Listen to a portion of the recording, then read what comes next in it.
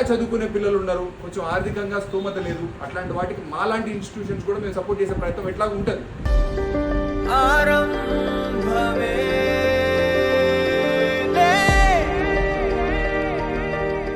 45 days ఇక్కడ నిలబెడుతుందని నేను అనుకోలేదు. Thank you sir. అలాగే మన గుట్ట వెంకరెడ్డి మిమ్మల్ని ట్రస్ట్ కూడా చాలా మాలాంటి నిరుపేద విద్యార్థులకు చాలా ఉపయోగ. మిమ్మల్ని కూడా power people makes places powerful అన్న డైలాగ్ ఉంటుంది. సార్ కూడా నలుగురిని పవర్ఫుల్ చేస్తారు. స్టడీ పరంగానే సార్ లాంటి వాళ్ళు మనకు ఎంకరేజ్ చేసుకుంటారు. ఇట్లాంటి ఫ్రీ కోచింగ్ ఎన్నో పెట్టి మన ఇంకా వచ్చిన వాళ్ళకి కూడా చాలా సపోర్ట్ చేయాలని కోరుకుంటున్నాను సార్. భవిష్యత్తులో కూడా ఇందాక మీరు చెప్పినట్టుగా ఆ సపోర్ట్ ఏదైతే ఉందో ఇప్పటివరకు ఏదైతే ఉందో మాకు కూడా ఏంటంటే మనం ఒక ప్రయత్నం చేస్తాం, దానివల్ల కొందరు సక్సెస్ఫుల్ అవుతారు. అది మాకు కూడా ఇన్స్పైరింగ్ కదా.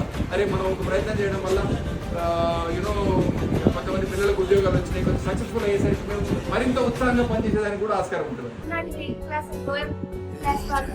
చాలా హెల్ప్ఫుల్ అవుతుందని సరే ఇలాంటి క్యాంప్స్ ఇలాంటి స్పిరిట్ చేయడం వల్ల మాకు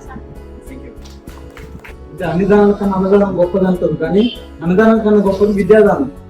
వేలు ఫీజు కట్టి హైదరాబాద్ వెళ్ళలేక చాలా మంది కోచింగ్ సెంటర్కి వెళ్ళలేక ఉంటుంది సార్ వాళ్ళు. అలాంటి వాళ్ళకి ఇలాంటి ఎడ్యుకేషన్ అందించడానికి మంచి ఆలోచన సార్. ఇది కంటిన్యూ చేయాలని కోరుకుంటున్నాను.